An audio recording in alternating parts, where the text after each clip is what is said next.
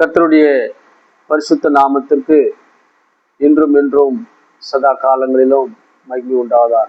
இந்த YouTube channel மூலமாக உங்களை சந்திப்பதிலே நான் மிகுந்த மகிழ்ச்சி அடைகிறேன். உங்கள் யாவருக்கும் உயிர்த்தெழுந்த இயேசு கிறிஸ்துவின் தூய நாமத்திலே அடியே வாழ்த்துக்களையும் ஸ்தோத்திரங்களையும் சொல்லிக் கொள்கிறேன். அன்பானவர்களே, இந்த 2025 ஆண்டினுடைய கடைசி மாதத்திலே நாம் இருக்கிறோம். இன்னும் ஒரு சில நாட்களிலே நாம் ஒரு புதிய ஆண்டை காண காத்து கொண்டிருக்கிறோம். பொதுவாகவே மனித குலத்தில ஒரு புதிய ஆண்டு வரும்போது பல எதிர்பார்ப்புகள் இருக்கும், பல யோசனைகள் இருக்கும். வருகிற ஆண்டு நம்முடைய வாழ்க்கையில எப்படி இருக்க போகிறதோ, என்னமாக அது இருக்க போகிறது என்கிற எண்ணங்களும் சிந்தனைகளும் நமக்கு மேலோங்கி இருக்கும். ஆனால் தேவ பிள்ளைகளாகிய நமக்கு கர்த்தருடைய வார்த்தையினாலே ஒரு மிகப்பெரிய நம்பிக்கையும், எத்தனை ஆண்டுகளாக வந்தாலும் சரி, எத்தனை நாட்களாக இருந்தாலும் சரி, நாம் கடந்து போகும் பொழுது நம்முடைய இருதயத்தில, நம்முடைய சிந்தனையில அடிக்கடிக்கு நாம் உதித்தெழும்ப வேண்டிய வார்த்தைகள், தேவனுடைய வார்த்தைகள் நமக்குள் இருக்குமானால் நிச்சயமாக நாம் மிகவும் சிறப்பாக நம்மால் அதை தாண்ட முடியும். உதாரணத்துக்கு நாம் வேதாகமத்துல நாம் சில வசனங்களை படிக்கும் பொழுது, ஆதியாகம புஸ்தகம் 22ஆம் அதிகாரத்துல 7-8 வசனங்களை நாம் வாசிக்கும் பொழுது, அப்பொழுது ஈசாக்கு தன் தகப்பனாகிய ஆபிரகாமை நோக்கி, என் தகப்பனே என்றான். அதற்கு அவன், என் மகனே இதோ இருக்கிறேன் என்றான். அப்பொழுது அவன், இதோ நெருப்பும் கட்டையும் இருக்கிறது, தகன பலிக்கு ஆட்டுக்குட்டி எங்கே என்றான். அதற்கு ஆபிரகாம், என் மகனே, தேவன் நமக்கு தகன பலிக்கான ஆட்டுக்குட்டியை பார்த்து கொள்ளுவார் என்றான்.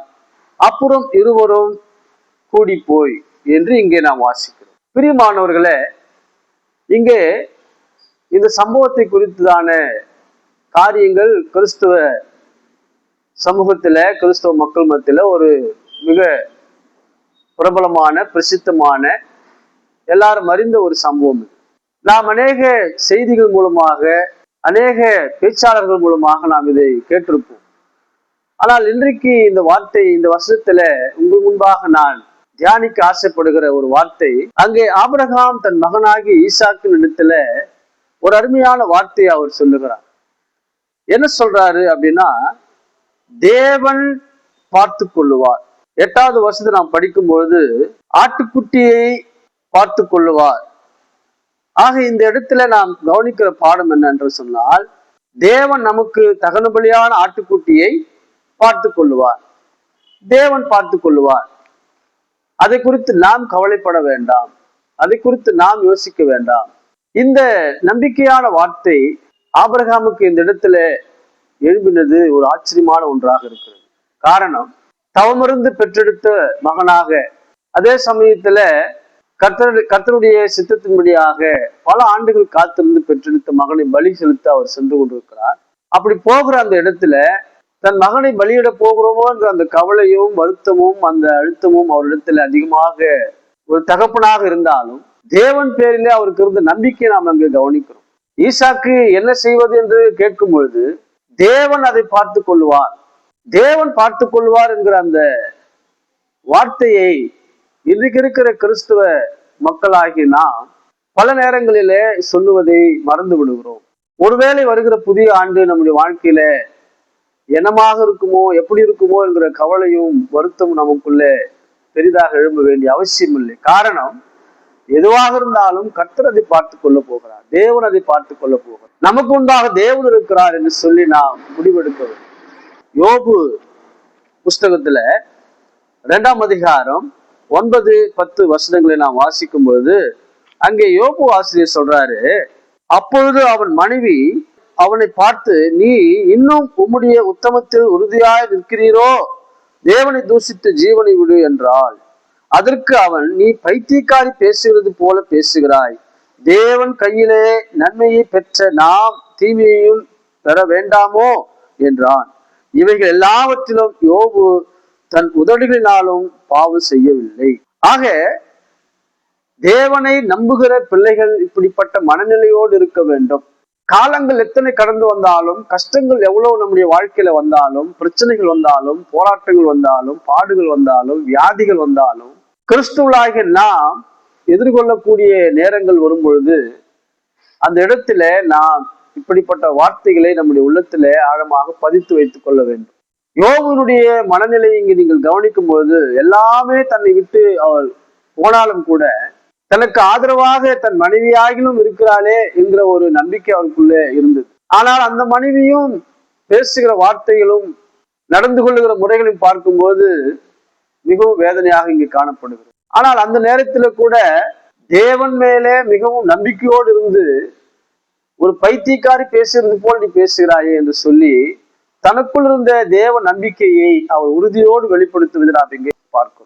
தேவன் மேலே நம்பிக்கையா இருப்பது என்பது ஒரு பக்கம் இருந்தாலும், எப்படிப்பட்ட சூழ்நிலையில் நாம் தேவன் மேல நம்பிக்கையா இருக்கிறோம், எப்படிப்பட்ட கட்டங்களிலே, எப்படிப்பட்ட காலங்களிலே, எப்படிப்பட்ட நேரங்களிலே நாம் தேவன் மேல நம்முடைய நம்பிக்கையை உறுதித்தன்மையோடு வெளிப்படுத்தி கொண்டிருக்கிறோம். பொதுவாக தேவனை நம்புவது, கர்த்தரை தேடுவது என்பது வேறு வழி. ஆனால் நாம் கஷ்டத்தின் மத்தியிலும், இடுக்கத்தின் மத்தியிலும், பாடுகள் மத்தியிலும், உபத்திரவத்தின் மத்தியிலும் கர்த்தரை நம்புவது என்பது வேறு. நாம் இங்க படிக்கிற பாடம், ஆபிரகாம் ஒரு இக்கட்டான சூழ்நிலை கூட தேவன் பார்த்து கொள்ளுவார். யோபு ஒரு இக்கட்டான சூழ்நிலை கூட தேவன் மேல நம்பிக்கையாக அவர் உறுதியோடு இருந்தபடினாலே தனக்கு எதிராக எதிர் வந்தாலும் அவர் அதை துச்சமாக நினைக்கிறார். அன்பானவர்களே, நீங்களும் நானும் கூட வருகிற காலங்களில தேவன் மேல உறுதியான நம்பிக்கை உள்ளவர்களாக இருக்க வேண்டும். ஆக இந்த வார்த்தை நம்முடைய உள்ளத்தில் இருந்தால் கர்த்தர் பார்த்து கொள்ளுவார். எதுவாக இருந்தாலும் அவர் செய்ய போகிறார். இப்படிப்பட்ட நம்பிக்கை நமக்குள்ள உருவாக வேண்டும். ரோமர் 8ஆம் அதிகாரம் 28வது வசனம் நாம் வாசிக்கும் போது, நமக்கு சகலமும் நன்மைக்கு ஏதுவாகத்தான் நடக்கும். தேவ பிள்ளைகளுக்கு சகலமும் நன்மைக்கு ஏதுவாகத்தான் நடக்கும். ஆக அந்த இடத்துல அந்த வசனத்தை நான் வாசிக்கும் பொழுது, அங்க பவுலடியார் இங்கே சொல்லுகிற வார்த்தையை நீங்கள் கவனிங்க. அன்றியும் அவருடைய தீர்மானத்தின்படி அழைக்கப்பட்டவர்களாகிய தேவனிடத்திலே அன்பு கூறுகிறவர்களுக்கு சகலமும் நன்மைக்கு ஏதுவாகத்தான் நடக்கிறது என்று அறிந்திருக்கிறோம். அப்போ தேவன் மேலே நம்பிக்கை உள்ளவர்களாக இருக்கிற நாம், அவர் தீர்மானத்தின்படி அழைக்கப்பட்ட நாம், நம்முடைய வாழ்க்கையில் எது நடந்தாலும், எதுவாக இருந்தாலும் அவருடைய சித்தத்தின்படி நடக்கிறது, அது நன்மைக்காக இருக்கிறது என்று நாம் எண்ண வேண்டும். அப்படி நன்மைக்காக இருக்கிறதை நாம் தவறாக எண்ணி நம்முடைய விசுவாசத்தை பலவீனப்படுத்தி விடக்கூடாது. இங்கே நாம் இதை கவனிக்கக்கூடியவர்களாக இருக்கிறோம். அருமையானவர்களே, எபிரேயர் 11ஆம் அதிகாரம் 6வது வசனத்துக்கு நாம் வாசிக்கும் போதும் எபிரேயர் ஆசிரியர் அங்க சொல்றாரு, தேவன் நமக்கு பலன் அளிக்கக்கூடியவராக இருக்கிறார். கர்த்தரிடத்தில் தேவனிடத்துல எவ்வளவு விசுவாசமாக நாம் இருக்கிறோமோ அந்த விசுவாசத்தை அவர் மையமாக வைத்து நமக்கு தேவன் பலன் கொடுக்கக்கூடியவராக இருக்கிறார். எபிரேயர் 11ஆம் அதிகாரம் 6வது வசனம், விசுவாசம் இல்லாமல் தேவனுக்கு பிரியமா இருப்பது கூடாத காரியம். ஏனென்றால் தேவனிடத்திலே சேருகிறவர் அவர் உண்டென்றும் அவர் தம்மை தேடுகிறவர்களுக்கு பலன் அளிக்கிறவர் என்றும் விசுவாசிக்க வேண்டும். தேவன் நமக்கு பலன் அளிக்கிறவராக இருக்கிறார். அவருடைய தீர்மானத்தின்படி நம்மை அழைத்திருக்கிறார். சகலமும் அவருக்கு நமக்கு நன்மையாகத்தான் அவர் மாற்றி தருகிறார். நம்முடைய வாழ்க்கையில நாம் சந்திக்கிற எத்தனை விதமான சோதனைகளாக இருந்தாலும் கர்த்தர் அந்த இடத்துல பார்த்து கொள்ளுவார், தேவன் பார்த்து கொள்ளுவார் என்ற நம்பிக்கை நமக்குள்ள அதிகமாக உருவாக வேண்டும். பிரியமானவர்களே, இந்த இடத்துல எபிரேயர் ஆசிரியர் அப்படிப்பட்ட ஒரு நம்பிக்கையான வார்த்தையை சொல்லுகிறார். தேவனிடத்துல விசுவாசமா இருக்கிறவர்களுக்கு தேவன் பலன் கொடுக்கக்கூடியவராக இருக்கிறார். ஆபிரகாம் தேவனிடத்தில் விசுவாசமா இருந்ததுனாலேதான் தான் சந்தித்த ஒரு சூழலிலே கர்த்தர் அதை பார்த்து கொள்ளுவார். நீ கவலைப்படாத, நீங்களும் நானும் இந்த உலகத்துல வாழும் பொழுது கிறிஸ்துவ மக்களாகிய நமக்குள்ளே ஆழமான நம்பிக்கை இருந்தால்தான் மற்றவிடத்துல நாம் பேசும் பொழுது தேவன் அதை உங்களுக்கு நன்மையாக மாற்றி தருவார். கர்த்தர் உங்களுக்கு செய்வார். தேவனை நம்புங்கள், உங்களுடைய விசுவாசத்தை பெருக்கிக் கொள்ளுங்கள் என்கிற உறுதியான எண்ணங்களை அவர்களுக்குள்ளாக உருவாக்க முடியும். நாமே பலவீனமாக இருந்தால் நாம் மற்றவர்களை பலப்படுத்த முடியாது. ஆக தேவ பிள்ளைகளாகி நீங்களும் நானும் வருகிற புதிய ஆண்டை எதிர்நோக்கி இருக்கிறபடினாலே நம்முடைய விசுவாசத்திலே நாம் அதிகமாக உறுதிப்பட்டவர்களாக காணப்பட வேண்டும். நாம் பல கட்டங்களிலே கர்த்தர் பார்த்து கொள்ளுவார், தேவன் செய்வார், தேவன் இருக்கிறார் என்கிறதான வார்த்தைகளை நாம் அதிகமாக நம்முடைய உள்ளத்துல பேசிக்கொண்டே அதை மற்ற இடத்துல பேசும்போது நாம் சொல்லக்கூடியவர்களாக இருக்க வேண்டும். பிரியமானவர்களே, நாகும் 1ஆம் அதிகாரம் 7வது வசனம் வாசிக்கும் போதும் கூட தம்மை நம்புகிறவர்களை அவர் கைவிட மாட்டார். இங்கே நாகும் தீர்க்கதரிசி மூலமாக தேவன் உரைத்திருக்கிறதான ஒரு அருமையான வார்த்தையை நாம் இங்கே படிக்கிறோம். கர்த்தர் நல்லவர், இக்கட்டு நாளிலே அரணான கோட்டை, தம்மை நம்புகிறவர்களை அறிந்திருக்கிறார். இந்த வார்த்தைகளினாலே நம்மை நாம் தேற்றிக் கொள்ள வேண்டும். இந்த வார்த்தைகள் எல்லாம் வெறுமனே நாம் படித்து அதை போற போக்கில் நாம் விட்டுட்டு போயிட்டோம்னா ஆழமான அந்த அர்த்தத்தை நம்மால புரிந்து கொள்ள முடியாது. நாம் அதை உள்ளார உணர்ந்து பார்த்து கர்த்தர் இங்கே வாக்கு கொடுத்திருக்கிறார். என்ன கொடுத்திருக்கிறாரு? கர்த்தர் நல்லவர், இக்கட்டு நாளிலே அரணான கோட்டை, தம்மை நம்புகிறவர்களை அவர் அறிந்து வைத்தார். அதனாலதான் அந்த நம்பிக்கையின் பேரிலே தான் ஆபிரகாம் அந்த வார்த்தையை சொல்ல முடிந்தது.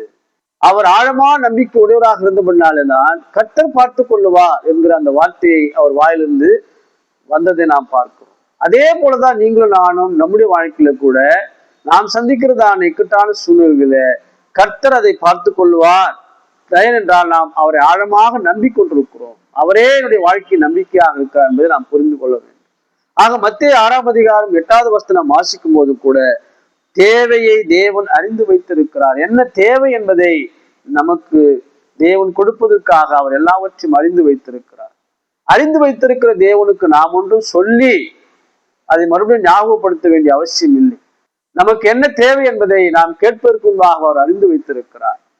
ஆக நாம் அவரிடத்துல நம்பிக்கையோடு ஆழமான நம்பிக்கையோடு நாம் நடந்து கொண்டு நாம் வாழ்ந்து கொண்டிருப்போமானால் அந்த நம்பிக்கையை மையமாக வைக்கிற தேவன் நம்முடைய வாழ்க்கையில நன்மைகளை தருவார். நாம் சந்திக்கிறதான எல்லா சூழ்நிலைகளும் தேவன் நம்மை காப்பாற்றி வழிநடத்தக்கூடியவராக இருக்கிறார். பிரியமானவர்களே, யோவான் சுவிசேஷம் 17ஆம் அதிகாரம் 25வது வசனம் வாசிக்கும் பொழுது அங்கே ஒரு அருமையான வார்த்தையை பதிவிட்டிருக்கிறாருங்க. நீதியுள்ள பிதாவே, உலகம் உம்மை அறியவில்லை, நான் உம்மை அறிந்து வைத்திருக்கிறேன். நீர் என்னை அனுப்பினதை இவர்களும் அறிந்திருக்கிறார்கள். ஆக இங்க நாம் கவனிக்கிற பாடம் என்னன்னா, நான் உம்மை அறிந்து வைத்திருக்கிறேன். நீதியுள்ள பிதாவே, இயேசுவானவர் இங்க சொல்லுகிறது நாம் கவனிக்கிறோம். நீதியுள்ள பிதாவே, உலகம் உம்மை அறியவில்லை, நான் உம்மை அறிந்து வைத்திருக்கிறேன். ஆக நம்மை அறிந்து வைத்திருக்கிற தேவன் இருக்கிறார், நம்மை அறிந்து வைத்திருக்கிற இயேசு கிறிஸ்து இருக்கிறார். ஆக நாம் ஏன் கவலைப்பட வேண்டும்? நாம் எதற்காக பயப்பட வேண்டும்?